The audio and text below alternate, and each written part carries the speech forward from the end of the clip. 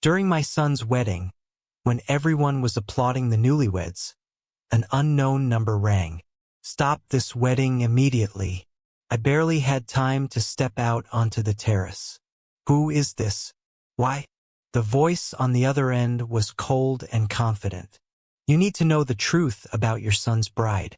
What he said shocked me. You won't believe what she wanted to do. Before we continue, please subscribe to the channel and write in the comments what time it is where you are now. I was reviewing quarterly inventory reports when Kevin burst through the showroom doors. The fluorescent lights caught something metallic in his hand, an engagement ring box. He held it up like a trophy. Dad, I did it. I asked Jessica to marry me last night. My coffee mug stopped halfway to my lips. 5 months. You've known her 5 months. When you know. Isn't that what you always said about Mom? The comparison stung. I set the mug down carefully, buying myself 3 seconds to arrange my face into something resembling congratulations. Kevin's excitement filled the space between us. Flushed cheeks, restless energy, that grin I remembered from his childhood Christmas mornings. I wanted to feel happy for him. Instead, my business instincts activated like an alarm system. Let me meet her properly, I said. Dinner tonight. That evening, I arrived at the Italian place in the Pearl District before them. White tablecloths, soft lighting, prices that kept the restaurant half empty on weeknights. Through the window, I watched them approach. Jessica's hand rested in the crook of Kevin's elbow. She wore a dress that probably cost what most people spent on rent. Kevin made introductions. Jessica's handshake lasted a fraction too long, her grip deliberately firm. Her eyes assessed me the way I'd seen commercial buyers assess inventory, cataloging value, calculating worth. Ralph, Kevin tells me you built the business from scratch. How many locations now? 7, 8, 6 currently. We focus on quality over expansion. Smart though, with Portland's growth seems like opportunity knocking. I ordered wine. Jessica steered every conversation topic toward business metrics. When I asked about her background, she deflected with practiced ease. Jessica, Kevin mentioned you're from Seattle originally. What brings you to Portland? Oh, you know how it is. Sometimes you need a fresh start, new city, new energy. Plus, the design scene here is incredible. Design scene? Your family's still in Seattle. She touched Kevin's hand. Kevin, didn't you say the Asab Buco here is phenomenal? Should we order it? I watched her throughout the meal. When Kevin discussed emotions, she leaned toward him, all warmth and attention. When business topics arose, her posture straightened, her focus sharpened. Her fingers traced the edge of her wine glass during uncomfortable questions. Until I cataloged for later. Kevin positioned himself between us whenever I probed too directly. His hand found her arm, reassuring, protective. He'd chosen his side already. Dessert arrived. Jessica laughed about something Kevin said, then turned that smile on me. With a family business this successful, your dad must have lawyers telling him to lock everything down tight. Prenup city, right? Kevin shifted uncomfortably. Jess, I'm teasing. We don't need that kind of thing. We trust each other completely. I said nothing. My silence expanded across the table like spilled wine. Kevin broke it. Dad, there's no rush, but son, there's no rush. You could wait. Get to know each other better. We are sure. Why can't you just be happy for me? Jessica touched his hand again. Your father's being protective. Sweet, actually. The check came.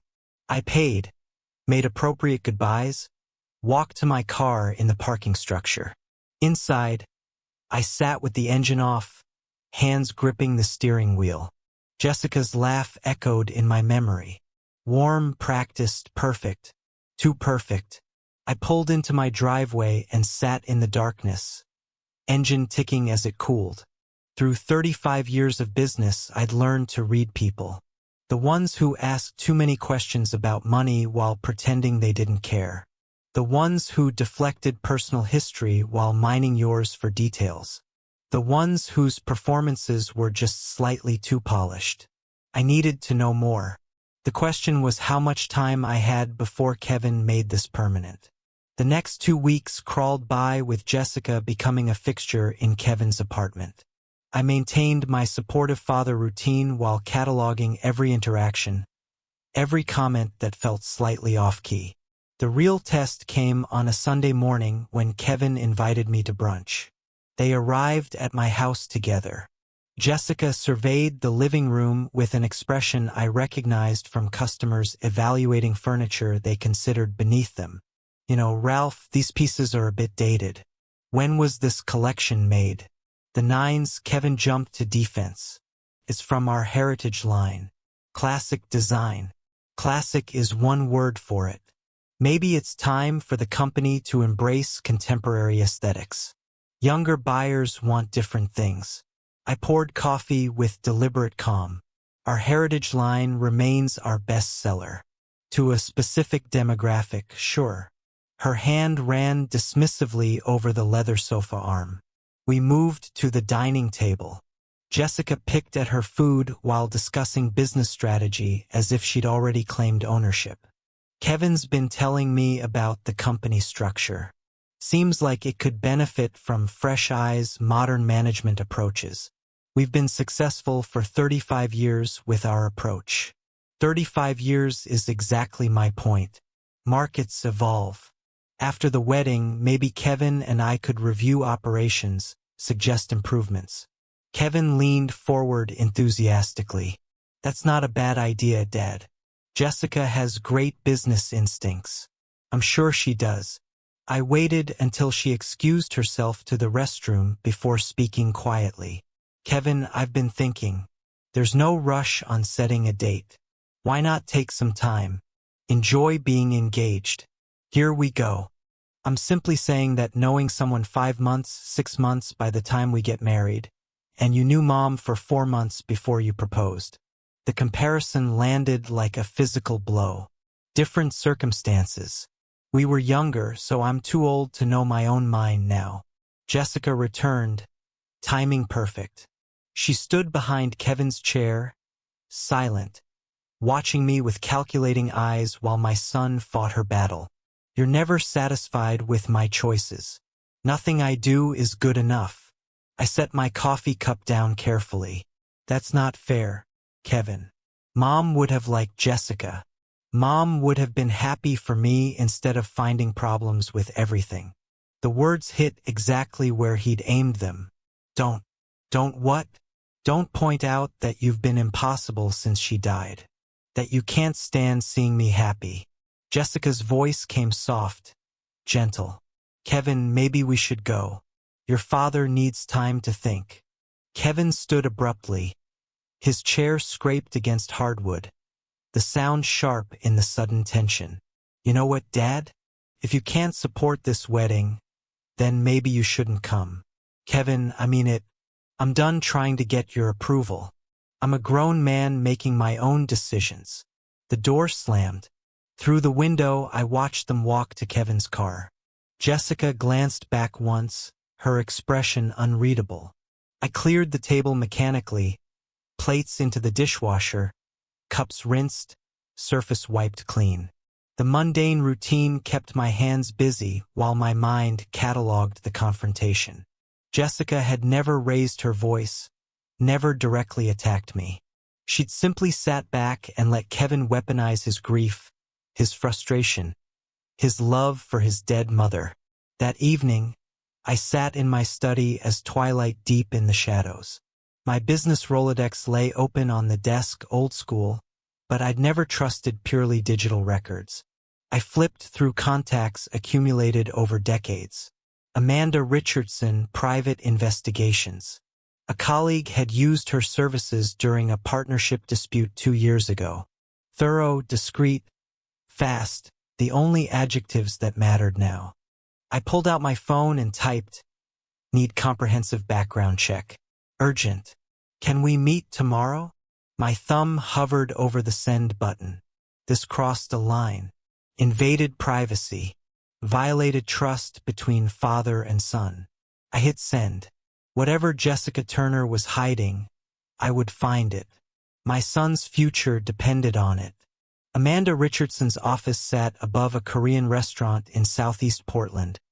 The kind of place you'd never notice unless you knew to look. I climbed the narrow stairs the morning after my decision. The scent of kimchi and determination equally sharp. My message had reached her late the previous night.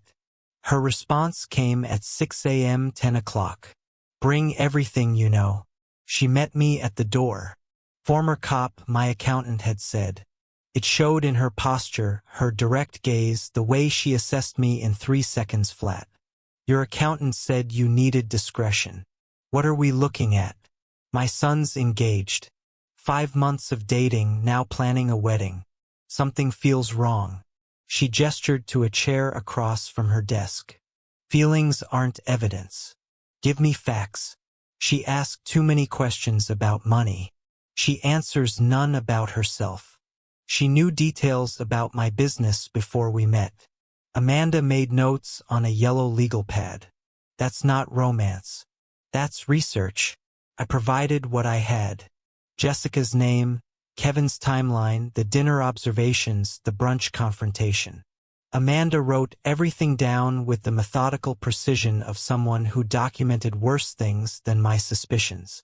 2 weeks minimum, she said. Maybe 3. Can you maintain normal relations with your son that long? I'll manage. The waiting was torture. I showed up to work each morning, reviewed inventory reports with Kevin, discussed spring promotion strategies. We were professionally civil, personally distant. He thought I was giving him space to plan his wedding. I was giving Amanda time to build an unassailable case. Twice during those 3 weeks, I saw Jessica at the store playing the devoted fiancé, asking Kevin about product lines with that practice charm. Each time I excused myself before I said something I'd regret. Amanda sent brief updates. Found second marriage record. Located ex-husband number 1.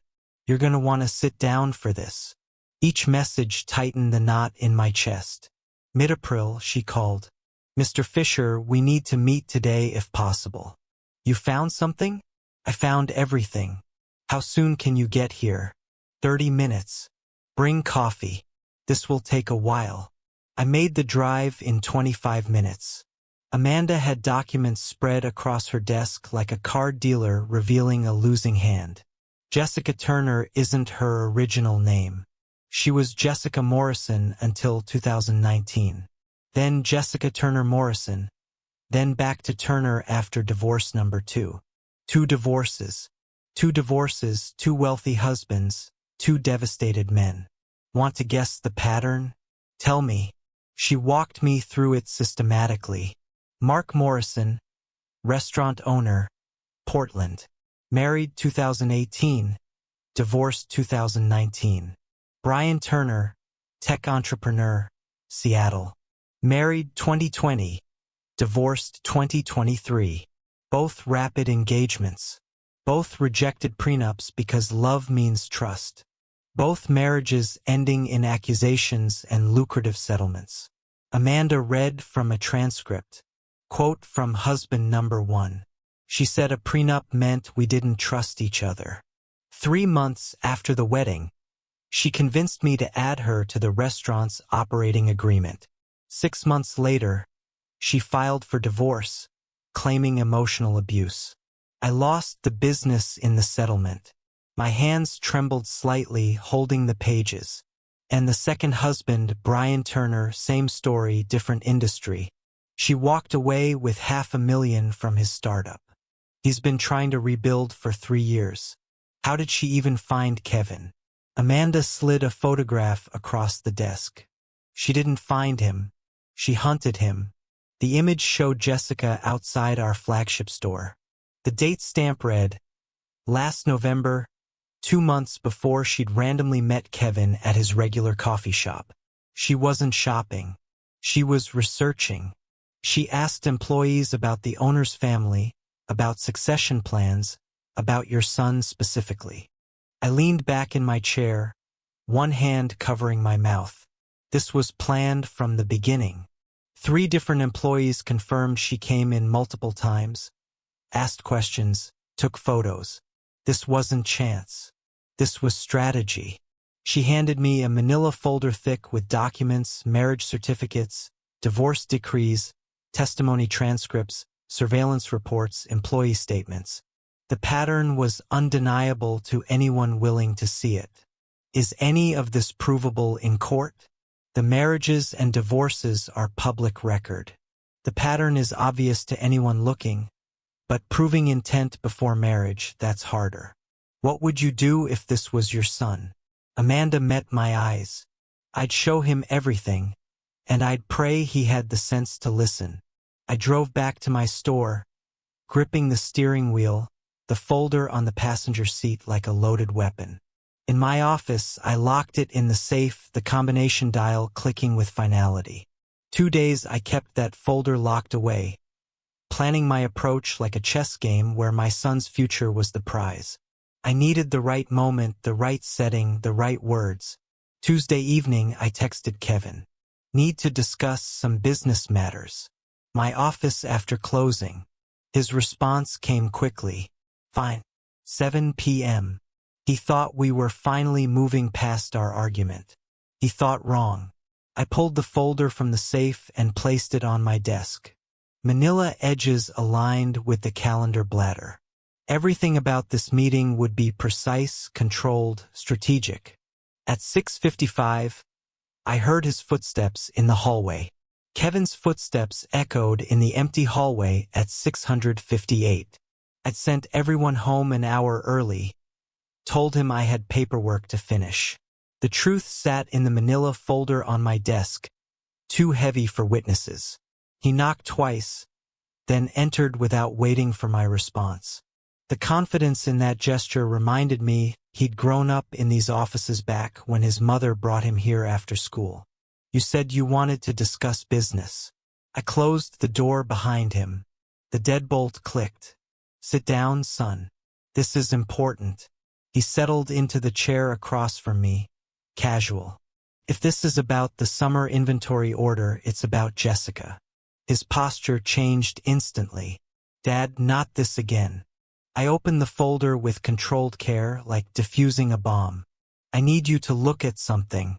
Just look, then we'll talk. What is this marriage certificate? Jessica Turner to Mark Morrison, Portland, 2018. He leaned forward, reading, she told me about Mark. That marriage was a mistake. And Brian Turner, Seattle, 2020. Divorce, 2023. She told you about him, too. Silence. Okay, so she was married twice. People have passed. You're judging her for failed relationships. I'm not judging the marriages. I'm showing you the pattern. What pattern? I spread more documents across the desk. Both wealthy men, both rapid engagements, both refused prenups, both devastating divorces where she walked away with significant money. Both businesses damaged.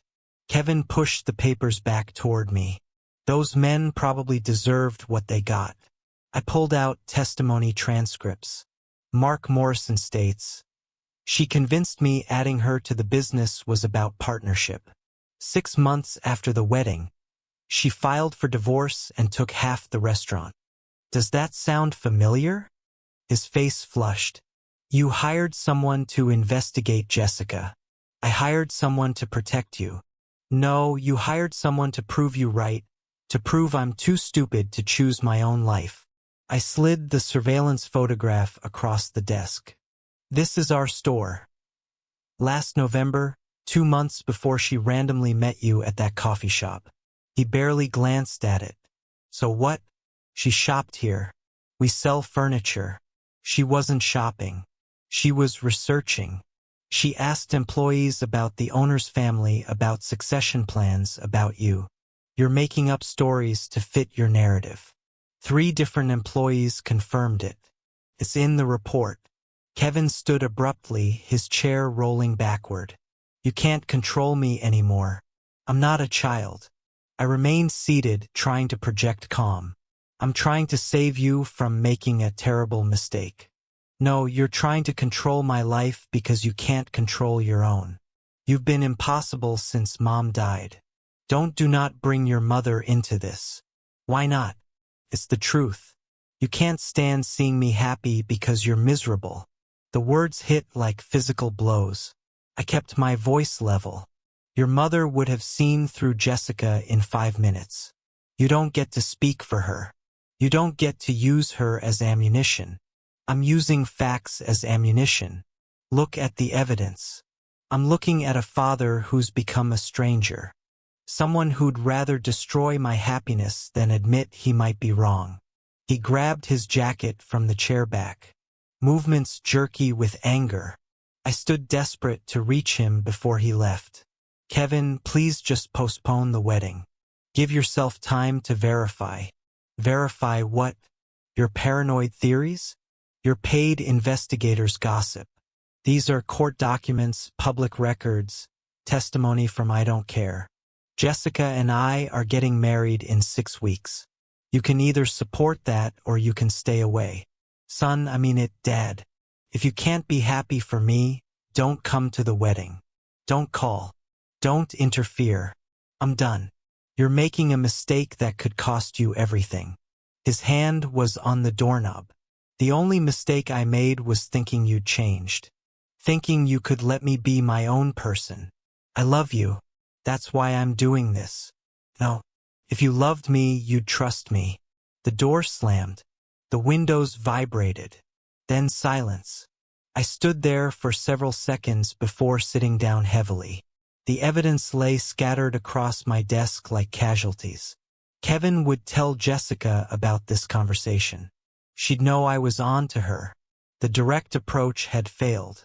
Worse, it had driven my son further into her arms. The silence lasted until midnight. I gathered the documents carefully, returning them to the folder with methodical precision. If Kevin wouldn't let me save him with truth, I'd have to save him another way. I picked up my phone and began typing. You're right. I've been overbearing. I'm sorry. If Jessica makes you happy, I'll support your decision. Let's talk about the wedding. The words tasted like ash, but chess players sometimes sacrifice pieces to protect the king. I hit send. Wednesday morning, I had an appointment scheduled with an attorney named Stephen Grant. If Kevin wouldn't end this engagement, I'd make sure Jessica couldn't destroy him when the marriage inevitably failed. A week of silence felt like a year. We passed each other in the office hallways with the careful distance of strangers, exchanged necessary emails about inventory and vendor contracts, maintained the fiction that Fisher's Fine Furniture could function with its 2 leaders barely speaking. By Friday, the tension had become unsustainable. I found myself staring at my phone, Stephen Grant's business card beside it, knowing I had a choice. Let my son marry a predator while our relationship disintegrated, or swallow my pride and build a different kind of protection. I picked up the phone, put it down, picked it up again. Finally, I sent a text. Kevin, can we talk? My office. His response took 20 minutes. Fine. 5 o'clock. He arrived with defensive body language, arms crossed, standing rather than sitting. I stood from behind my desk, moved to the chairs by the window. Different positioning than our last conversation in this room. Different outcome needed. Thank you for coming. I know this week has been difficult. If you're going to lecture me again, I'm not. I'm here to apologize. Silence. His arms stayed crossed, but I saw the surprise. I was too harsh. Maybe I was wrong. Dad, I didn't mean you meant it, and you might be right. I've been holding on too tight, trying to protect you from everything about your mother. About me being unable to let go. Kevin's posture softened slightly. I just want to make my own choices. I know. And Jessica is your choice. I need to respect that. He uncrossed his arms, still didn't sit. So, you're saying you accept Jessica now? I'm saying everyone deserves a second chance. Including me. to get to know her properly without suspicion clouding everything. That's all I've been asking for. I want to be at your wedding, son. You're the most important person in my life. I won't let my fears cost me our relationship. He sat then. His eyes were wet. That means everything to me. I let the moment breathe, then shifted gears carefully. There is one thing I need to ask. It's not about trust. It's about business practice. Tension crept back into his shoulders. What? Prenuptial agreement. Standard protection for family businesses. My attorney has been advising it for years, regardless of who you married. Jessica isn't after our money. Then she'll understand it's just paperwork. Protection that benefits both of you. If your marriage is strong, and I'm sure it will be, you'll never need it. Kevin studied my face. I kept it open, honest, reasonable. You're really okay with this wedding? I'm okay with your happiness. If Jessica makes you happy, that's what matters. Then I'll talk to her about the prenup. But I'm sure she'll agree. She's reasonable about business matters. I'm sure she is. When's the date? Early June, 3 weeks from now. We wanted something simple but elegant. I'll be there. Front row. We shook hands. Formal but connection reestablished.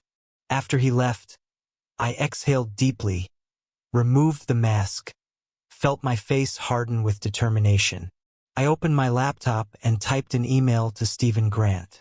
He agreed to the prenup conversation.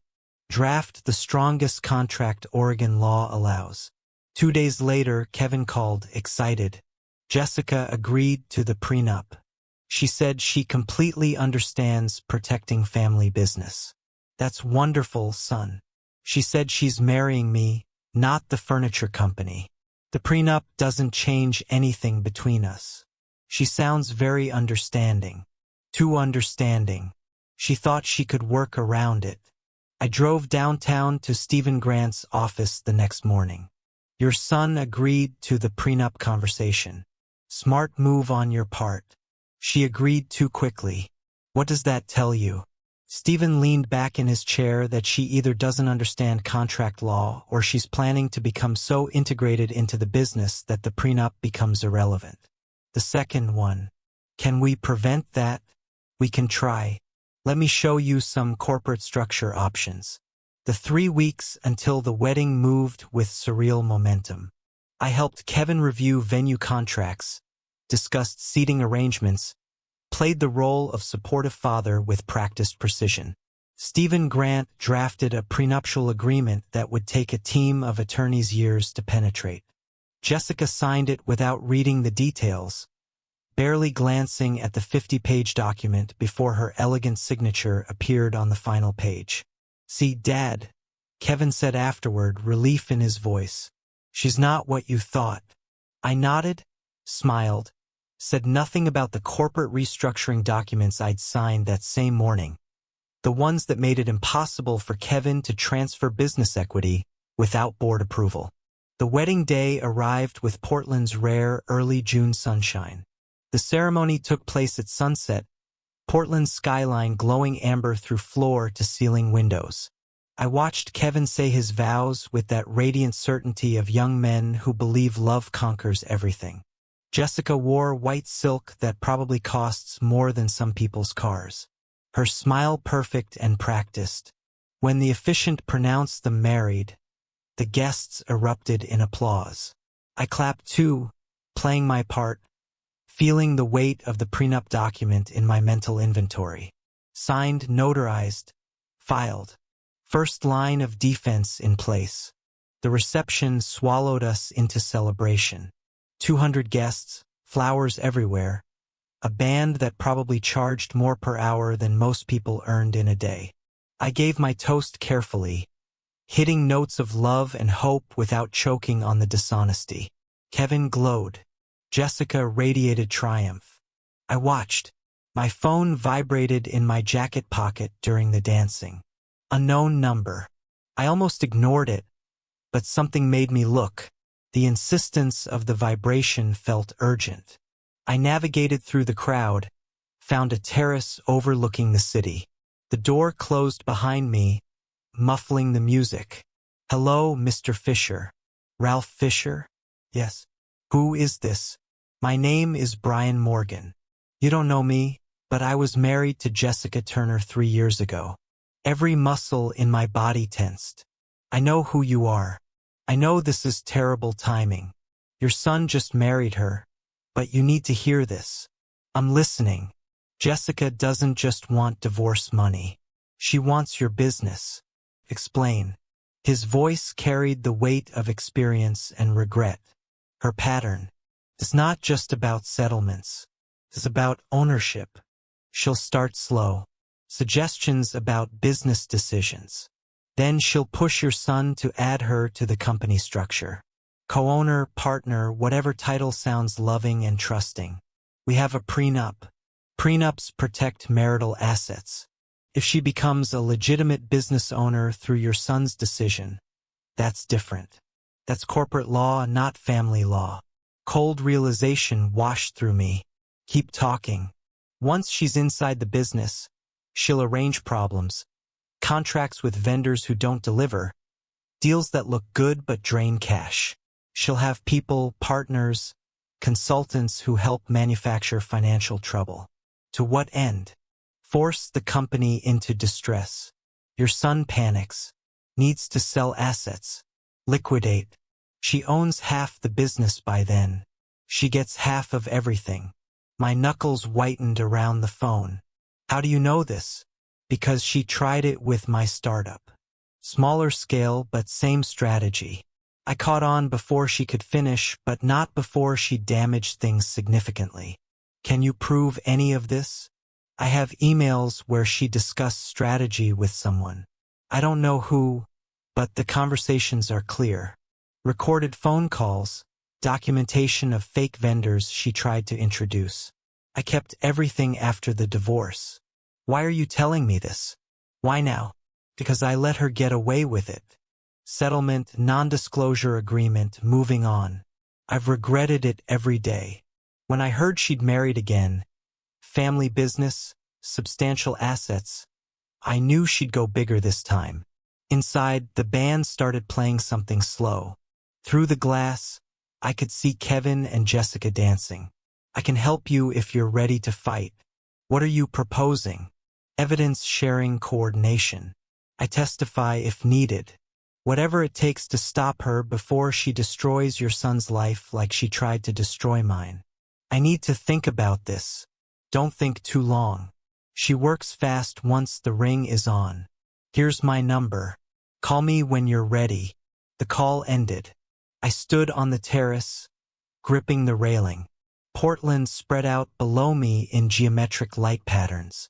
Inside, my son danced with a woman who planned to systematically dismantle everything I'd built, using him as the instrument of destruction. I returned to the reception, smiled, congratulated, watched Jessica across the ballroom with new understanding. She wasn't just a gold digger. She was a demolition expert in designer heels. She caught my eye, raised her glass, smiled. She thought that she'd already won. I stayed until the last guest left, embraced Kevin while Jessica watched with that triumphant smile. The drive home took me past downtown Portland, past Stephen Grant's law office, where the prenup waited in fireproof filing. Useful but insufficient. Brian's voice played on loop. She'll arrange problems, contracts that don't deliver, deals that drain cash. Jessica wanted to destroy my business from the inside, using my son as the key. She'd calculated her approach perfectly, except for one variable. I pulled into my driveway and sat in darkness, phone in hand, Brian's number on screen. He'd offered evidence, coordination, testimony, an alliance between victims, past and future. I opened my contacts. Stephen Grant, Amanda Richardson, Brian Morgan. Tomorrow we'd begin building something. Jessica had never faced before a coordinated defense that would become an offense. She declared war on my family. She just didn't know I'd found her battle plans. I texted Brian, "Tomorrow my office, 9 a.m. Bring everything." His response came instantly. "Ready." Sunday morning arrived with the kind of clarity that follows sleepless nights spent planning war. Kevin and Jessica had left at dawn for a week-long honeymoon along the Oregon coast. Cannon Beach, she'd mentioned, somewhere romantic and isolated. Perfect. I needed them gone while I assembled my team. At 9 a.m. sharp, I unlocked my office door to find Brian Morgan already waiting in the parking lot. A leather messenger bag slung over his shoulder like ammunition. "You made good time. I've been carrying these files for 3 years, waiting for a reason to use them. This is that reason. Show me everything." He opened the bag. Documents spilled across my desk, emails printed and highlighted, text messages, annotated timelines. I picked up the first page and began reading Jessica's own words. "Once he adds me to the LLC, we can start introducing the contractors. 3 months of bleeding cash, then suggests selling the flagship location." I looked up at Brian. She wrote this to someone. Her friend Danielle. I think I never got a last name, but they discuss tactics openly. This is premeditated fraud. Yes, but proving it before she acts is the challenge. This evidence shows intent, not execution. Intent is enough if we're prepared when she makes her move. Brian played an audio recording on his phone. Jessica's voice discussing consultant networks, timing strategies, asset liquidation targets. My hands shook slightly as I took notes. "I need Mark Walter's number." "Your first husband?" "Yes. If the pattern's real, he'll confirm it." 20 minutes later, I had Mark on the phone. "Mr. Walters, my name is Ralph Fisher. Brian Morgan gave me your number. My son just married Jessica." A heavy sigh came through the line. "I'm sorry to hear that. I need to know what happened with your restaurant. How much time do you have? Because the answer is everything." She happened to everything. He told me his story. 6 months after the wedding, she'd convinced him to add her as co-owner. Partners in life, partners in business. Within a year, mysterious consultants had recommended disastrous expansions. Suppliers delivered inferior product at premium prices. The business hemorrhaged money. She filed for divorce, claimed half, forced him to sell. "Do you have documentation?" "Business records, divorce decree, consultant contracts, all of it. If you're building a case, I'll help." After lunch, I drove downtown to Stephen Grant's office. Brian met me there. We spread everything across Stephen's conference table. 3 men representing 3 chapters in Jessica Turner's predatory career, united by determination that there would be no 4th victim. The prenup protects marital assets. But if Kevin voluntarily makes her a business owner, we're in different legal territory. Can we prevent him from doing that? We can restructure the company so he can't act unilaterally. Require board approval for any equity transfers or ownership changes. Do it today if possible. Already drafted. You'll need to sign and we'll file with the state immediately. I looked at the documents. Kevin will ask why the sudden corporate changes. Standard business practice. Growing companies formalize governance structures. You can present it as preparing for future expansion. Brian leaned forward. He won't question it until Jessica tells him to. By then, it'll be too late. The structure will be locked. Stephen pulled out another file. If she tries this, if she gets caught attempting fraud, can we end the marriage? Oregon allows annulment for fraudulent inducement. If we can prove she married Kevin with intent to defraud the family business. Yes. But the evidence standard is high. What do we need? Documentation of her pattern. Proof she researched the business before meeting Kevin. Evidence of deliberate deception. We're building that file now. They returned from the honeymoon in 6 days. Stephen nodded. Corporate restructuring will be complete by Tuesday. That gives you 4 days to implement the monitoring system. Monitoring system. You need eyes on every business decision Kevin makes, every suggestion Jessica plants, documentation, witnesses, contemporary records. I'm spying on my own son.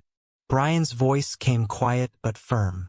You're protecting him from a predator. There's a difference. The corporate documents filed Tuesday morning. By Wednesday, board governance structures were official state record. Thursday, I met with my 3 board partners, trusted colleagues who'd helped build Fisher's fine furniture over decades, and briefed them on the threat. They understood immediately.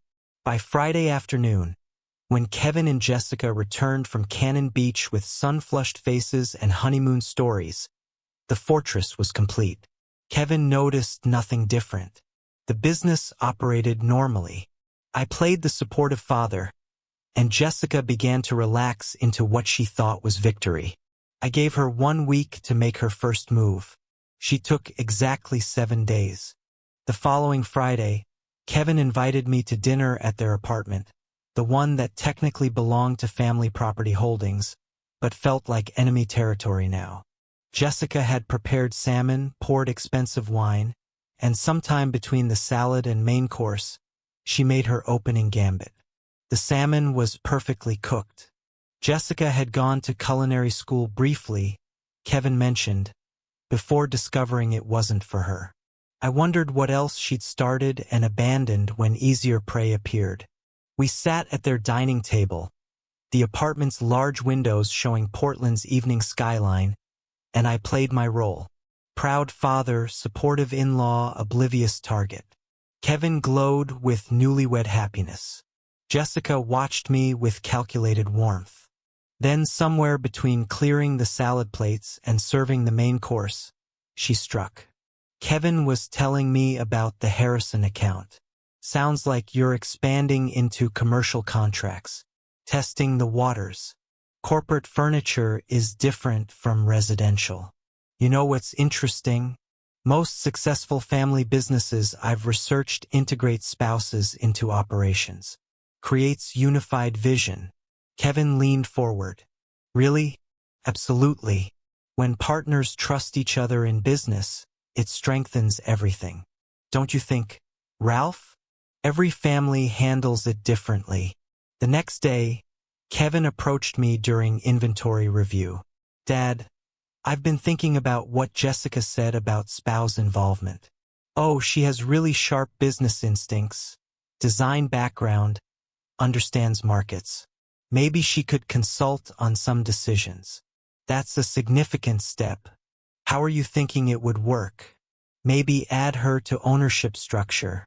Not a full partnership initially, but enough to make her feel included. Company governance requires board approval for ownership changes. We should discuss it at the next meeting. Tuesday morning, the board met in our conference room. My 3 partners sat along the sides, trusted friends who understood exactly what was happening. Kevin presented his proposal at the opposite end of the table. I'm proposing we bring Jessica into the company in an advisory or ownership capacity. She has valuable perspective we're not currently utilizing. The first board member spoke carefully. Kevin, we appreciate the suggestion, but our bylaws are clear about spouse involvement. What do you mean? We have governance policies specifically addressing family additions to ownership, prevents conflicts, maintains clear liability structures. I kept my voice neutral. It's standard practice for established family businesses. Another partner added, wait, I've reviewed similar structures at companies our size. Spouse involvement in ownership creates significant complications. Tax implications, liability exposure, succession planning issues, but other families do it. Jessica mentioned, some do. Our policy doesn't permit it. The vote is no. Kevin turned to me, confused. You could override this. I established the board structure to make better decisions than one person. I won't undermine it now. After the meeting, Kevin's disappointment showed clearly. I don't understand. Why have these rules suddenly appeared? They've always existed. As the company grew, we formalized governance. It happened last month. Convenient timing. Kevin, the board's protecting all of us, you included. Business decisions should be business decisions, not emotional ones. Jessica's going to be upset. She was excited about contributing. If she loves you, she'll understand. That evening, during a casual visit to their apartment, I accidentally left a manila folder on the kitchen counter. Financial reports showing rising costs, supply chain pressures, shrinking margins, all carefully fabricated to suggest trouble without triggering alarm. Tuesday evening, Kevin called. Dad, I found some financial reports at my place. Did you leave them? Oh, those? Yes. Must have pulled them out when I stopped by. Sorry, these numbers look concerning. Rising costs, margin pressures. Are we in trouble? Nothing alarming. Normal business fluctuations. We're adjusting. Jessica saw them. She's worried the company might not be as stable as she thought. Internal satisfaction flooded through me. Tell her not to worry. We've weathered worse. Over the next 2 weeks, Jessica's suggestions became demands. Kevin reported each one faithfully.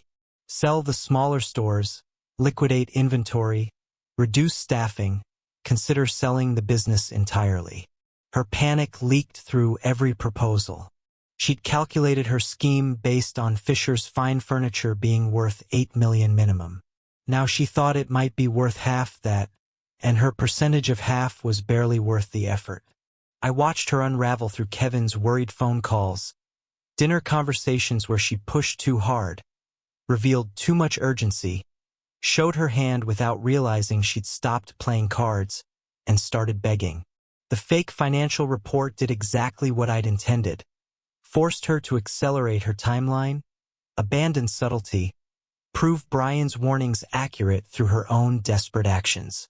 Wednesday afternoon, Kevin called from his apartment. His voice carried strain I hadn't heard since his mother's funeral. Dad, we need to talk. Something's wrong with Jessica. She's different, obsessed with the business, angry all the time. I need your advice. Finally, the mask was cracking, and my son was starting to see underneath. Jessica's desperation manifested in a man named Derek Chambers. He appeared at our offices on a Wednesday morning in early August, carrying a leather portfolio and wearing the kind of confident smile that consultants practice in mirrors. Kevin introduced him as a business strategist Jessica had found, someone who could help us navigate current market challenges. I shook his hand and knew immediately this was her accomplice, the final piece of her scheme, arriving right on schedule. Derek spread restructuring documents across our conference table. Fisher's fine furniture is at a critical juncture. The market data shows vulnerability that requires immediate action. What kind of action? Kevin leaned forward worried. Restructured ownership. Bring in strategic partners, or in this case family partners, to share risk and decision-making. You're suggesting Kevin take majority control. Kevin and Jessica as co-managing partners. You'd retain ownership stake, but operational control would transfer. I watched my son's face. He was buying it. That's quite a shift. After Derek left, Kevin approached me. Dad, he makes good points. Maybe we need fresh thinking. You've known him 3 days, and you're considering restructuring a 35-year company. Jessica vetted him. He's worked with other family businesses. I'm sure he has. Kevin scheduled signing for Friday afternoon. I had 48 hours. Thursday evening, I invited him to my office. Stephen Grant waited with me, evidence folders stacked on my desk like ammunition. Thanks for coming, Kevin. I know you're scheduled to sign Derek's proposal tomorrow. That's the plan. Unless you see problems with the structure. I see several problems. Stephen's here to help me explain them. Kevin noticed the attorney, his expression shifting. This feels formal. Stephen's voice came quiet but firm. It needs to be. What we're about to show you requires legal context. I opened the first folder. Surveillance photos of Jessica outside our store dated November. For months before she'd randomly met Kevin. What is this? Your wife researching our business before your chance meeting? We've been through this. No, this time you'll listen because this time I have proof you can't dismiss. For the next hour, I showed him everything. Brian's emails, Mark's testimony, Amanda's investigation, Jessica's own words in recorded conversations discussing timeline, Derek's role, exit strategy. Stephen read from one email, quote, "Once the consultant presents restructuring, Kevin will convince his father. 3 months after we start the vendor problems, 6 months, liquidation discussions dated 2 weeks ago. Who did she send that to? Unknown recipient. But the intent is clear. This could be fake. It's not. Brian Morgan provided it. Her second ex-husband, the man she did this to before you. I played the recording. Jessica's voice filled the office discussing Derek's role. Ralph being voted out. The perfection of using Kevin as the instrument of his father's destruction. Kevin's hands trembled holding the pages. His face drained of color. When was this recorded? 10 days ago. Derek Chambers isn't a consultant, I said quietly. He's Jessica's partner. They've worked together before. You're saying she planted him? Stephen answered. Mark Morrison, her first husband, had a consultant recommend expansion that bankrupted his restaurant. Same methodology. This can't be real. She loves me. She loves what you represent. Access to this company. That's all she ever wanted. Kevin left my office at 10 p.m., evidence folders under his arm. I didn't hear from him until midnight when he called from his empty apartment. She's gone, he said, voice hollow. Everything was a lie. Every word. Every touch. Every promise. I wanted to say I'd warned him. Instead I said, "Come home, son. We'll deal with this together." Friday morning, Stephen Grant filed for marriage annulment in Multnomah County Court, citing fraudulent inducement with 40 pages of evidence attached. Jessica's attorney called by noon trying to negotiate. Stephen's response was 2 words. No settlement. This wasn't about money anymore. It was about justice, accountability, and ensuring Jessica Turner couldn't destroy another family. The legal war had begun, but this time we held every weapon, and she had nothing but the lies that had finally caught up with her. The courtroom proceedings moved with the grinding efficiency of justice delayed but inevitable. Jessica's attorney tried every angle, dispute the prenup's validity, claim emotional distress, argue that Kevin had pursued her. Stephen Grant countered with documents, recordings, witness testimony, and the damning pattern of 2 previous identical marriages. 3 weeks after Jessica's midnight departure, Judge Patricia Morrison reviewed our annulment petition with the thorough attention it deserved. Brian Morgan took the stand, recounting his experience. It followed a pattern I now recognize. Rapid courtship, refusal of prenup in name of trust, integration into my business, then systematic sabotage disguised as help. Stephen leaned forward. The same pattern you've observed in Mr. Fisher's case.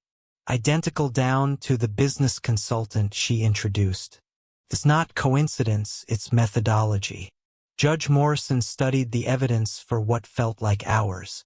When she spoke, her voice carried disapproval sharp enough to cut.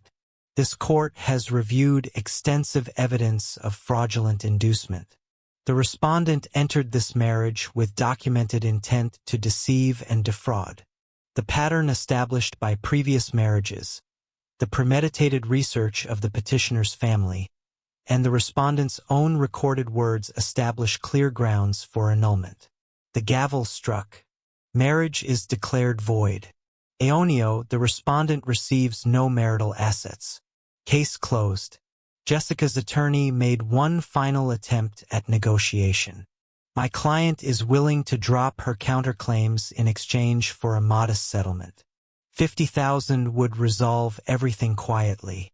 Stephen didn't hesitate. Your client committed fraud. She gets nothing.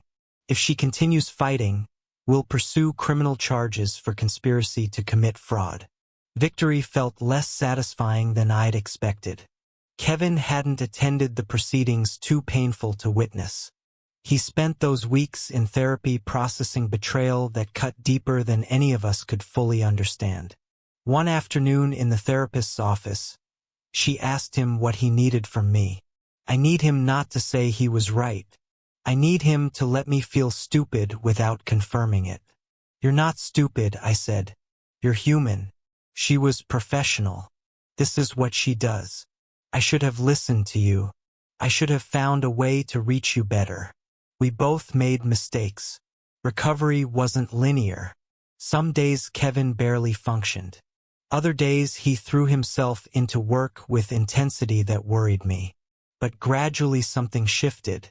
He began seeing the business differently, not as obligation or inheritance, but as something worth understanding, worth building, worth protecting.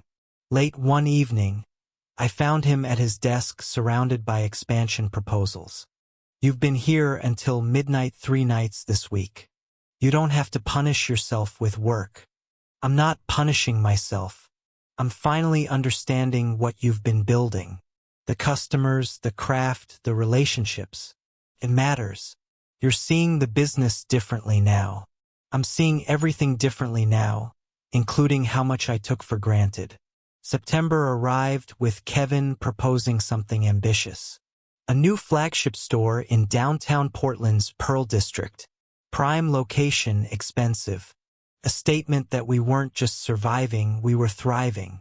When did you become the ambitious one? I asked, surprised. When I realized this company is worth fighting for. Like you've been fighting all along. The grand opening drew 200 guests.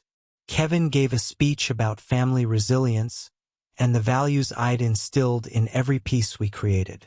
Watching him, confident, purposeful, genuinely engaged, I felt something more powerful than vindication. Later, as guests departed and we stood alone in the empty showroom, he turned to me. Thank you for not giving up on me, even when I gave up on myself. You're my son.